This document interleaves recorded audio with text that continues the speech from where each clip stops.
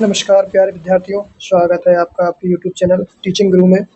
आज हम कक्षा 6 की हिंदी पुस्तक ज्ञान सागर का पहला पाठ साथ ही हाथ बढ़ाना पढ़ेंगे। इस वीडियो में हम पाठ का सरल अर्थ तथा उसका भाव और महत्वपूर्ण प्रश्नोत्तर बहुत आसान भाषा में समझेंगे। तो चलिए शुरू करते हैं बिना समय गवाए। आज का पाठ साथ ही हाथ बढ़ाना शुरू करते हैं। तो इसमें कविता दी गई है, ये कविता है साथ ही हाथ बढ़ाना। इस कविता को के लेखक शाहिर लुधियानवी हैं।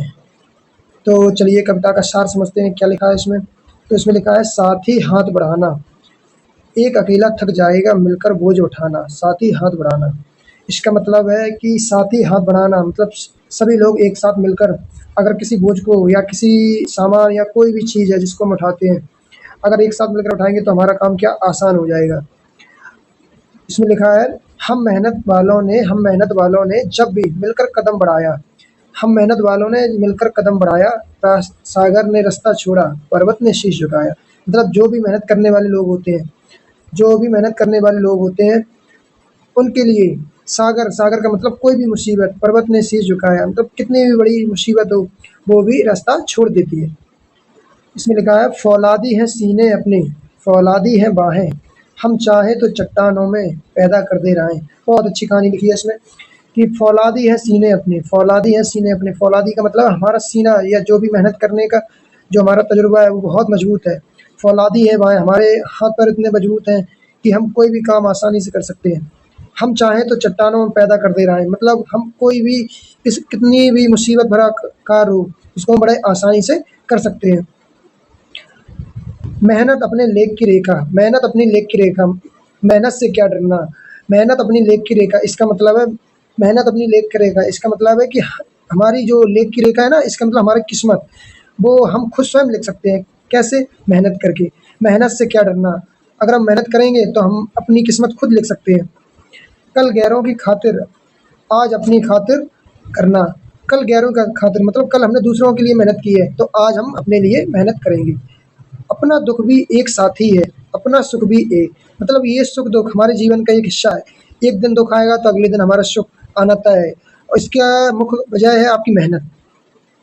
अपनी मंजिल सच की मंजिल, मतलब हम जिस भी मंजिल पर चलेंगे ना वो हमारी सच की मंजिल होनी चाहिए। अपना रास्ता नेक, कोई भी गलत रास्ते पर नहीं चलना है हम लोगों को।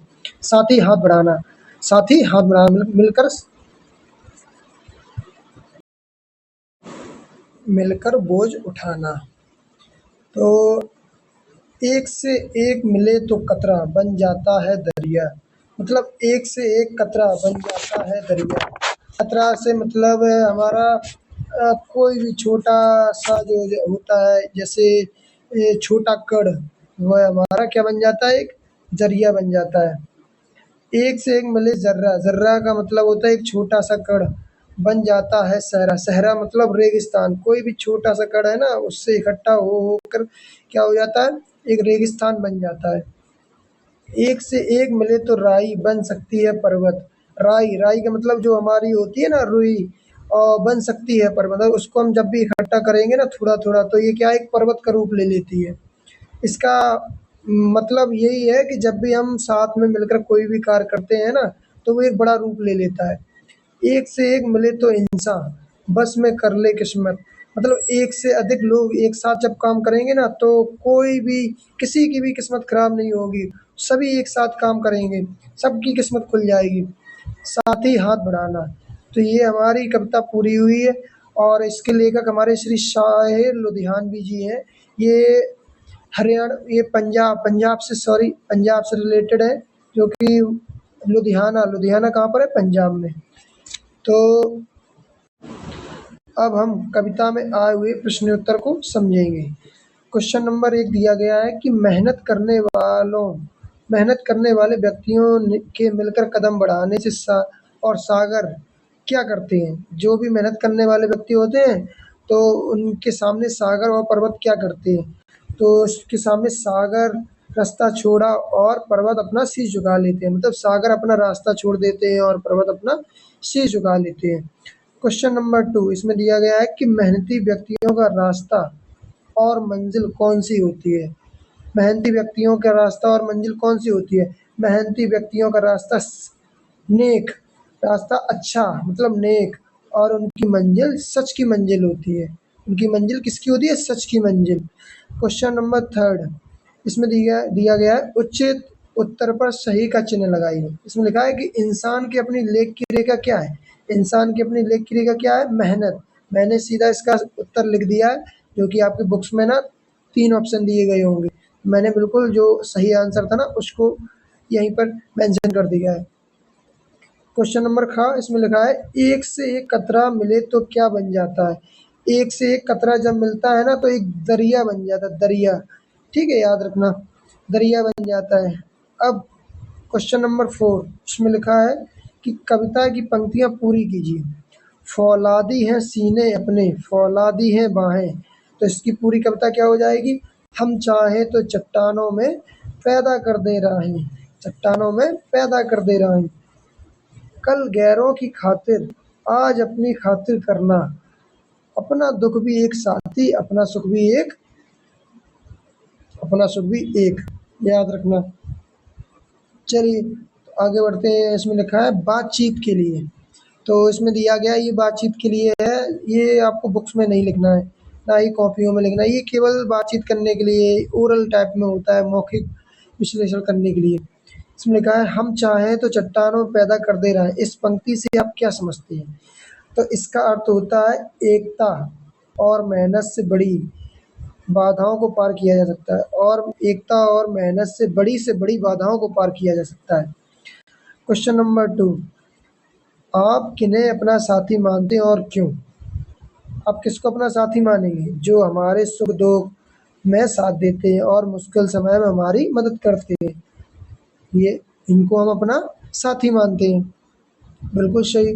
क्वेश्चन नंबर 3, इसमें लिखा है कि आप साथियों के साथ मिलकर कौन कौन से काम कर सकते हैं? आप साथियों के साथ कौन कौन सा काम कर सकते हैं? जैसे पढ़ाई हो गया है, खेल कूद हो गया है, साफ सफाई हो गया, समाज सेवा हो गया, और भी बहुत सारे कार्य होते हैं जो अपने साथियों के साथ मिलकर करते हैं। क्वेश्चन नंबर 4, इसमें लिखा है साथी हाथ बढ़ाना पंक्ति का क्या भाव है?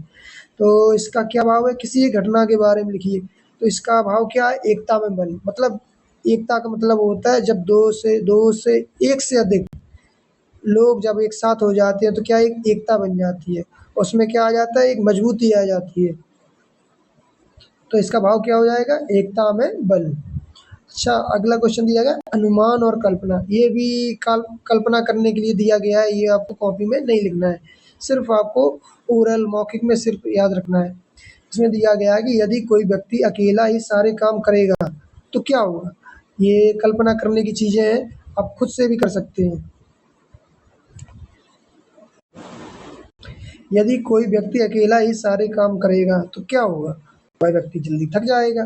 क्या होगा? वह व्यक्ति जल्दी थक जाएगा और काम पूरा करने से अधिक समय लग जाएगा, है ना? जब कोई अकेला व्यक्ति किसी काम को करता है तो उसमें ज़्यादा समय लगता है, और उसमें 2-4 लोग जब एक साथ मिलकर काम करते हैं उसी को, तो क्या है, समय की हमारी कमी जो होती है वो पूरी हो जाती है। किन अवसरों पर लगता है कि सबका सुख दुख एक हो गया? बताइए किन अवसरों पर? किसी उत्सव में, है ना? किसी उत्सव में जब हम लोग मिलते हैं, किसी बड़ी आपदा के समय हम लोग एक साथ हो जाते हैं, मिलकर देश की उन्नति के लिए कार्य करते हैं ना, तो इसमें क्या लगता है कि हम सब लोग एक हो गए हैं।